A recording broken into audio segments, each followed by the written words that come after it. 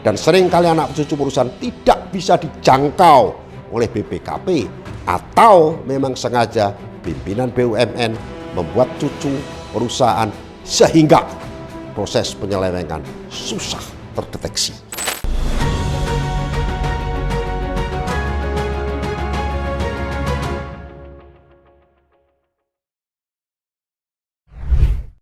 Assalamualaikum warahmatullahi wabarakatuh. Akhir-akhir ini kita terus mendengar, melihat, membaca berbagai berita yang cukup menjengkelkan, mengejutkan dan sebagainya. Bahwa terdapat ratusan triliun korupsi terjadi di Pertamina. Di mana ada perilaku-perilaku dari pejabat-pejabat Pertamina yang mengejutkan, yang mengambil untung ratusan triliun, bahkan bisa dicurigai sampai 1.000 triliun. Ini kalau benar terjadi, wow, ini mega korupsi yang luar biasa.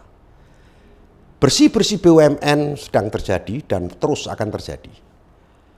Setelah tajak tahun 20-an, kita melihat dan menyaksikan bagaimana BUMN mulai bersih-bersih. Mulai dari Waskita Karya, kemudian Garuda, dan karya-karya yang lain.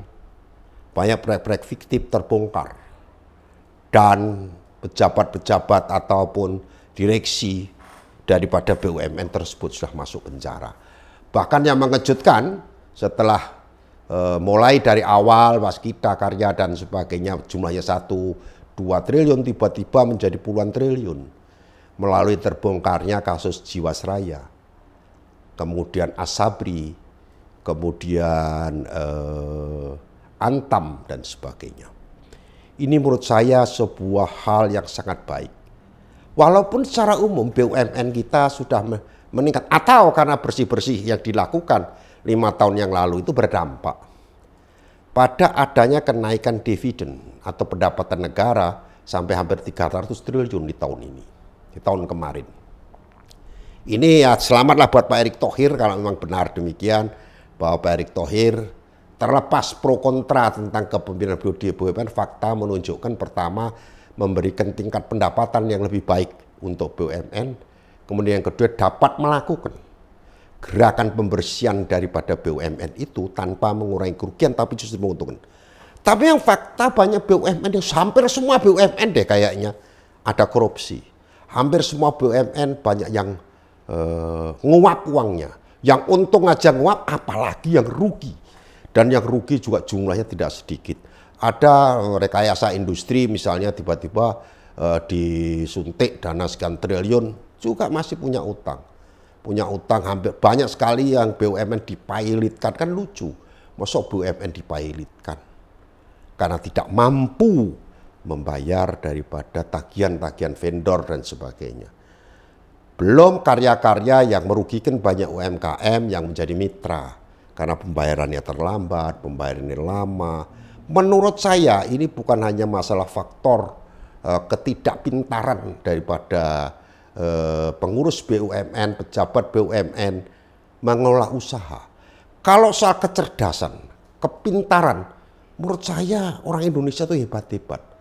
Mungkin benar ada kata orang yang kurang di kita, ada kejujuran. Kejujuran dalam sikap, kejujuran dalam bekerja, sehingga tidak amanah.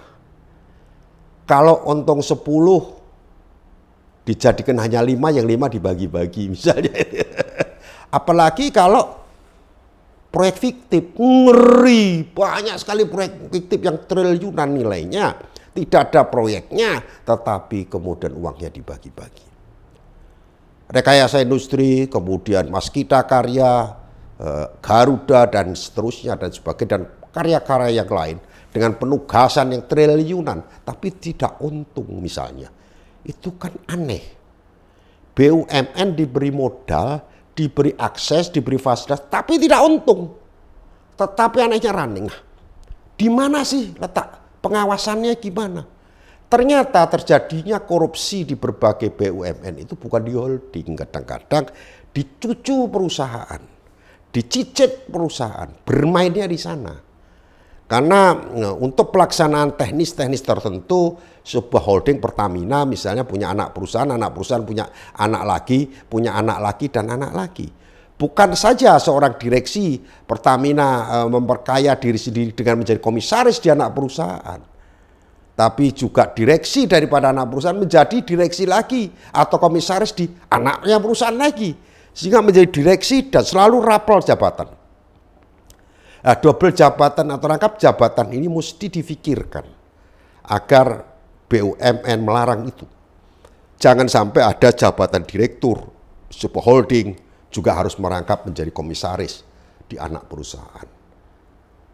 Persoalannya apa? SPI atau Satuan Pengawas Internal tidak bisa masuk ke anak perusahaan kalau komisarisnya adalah juga direksi. Direksi kan bosnya.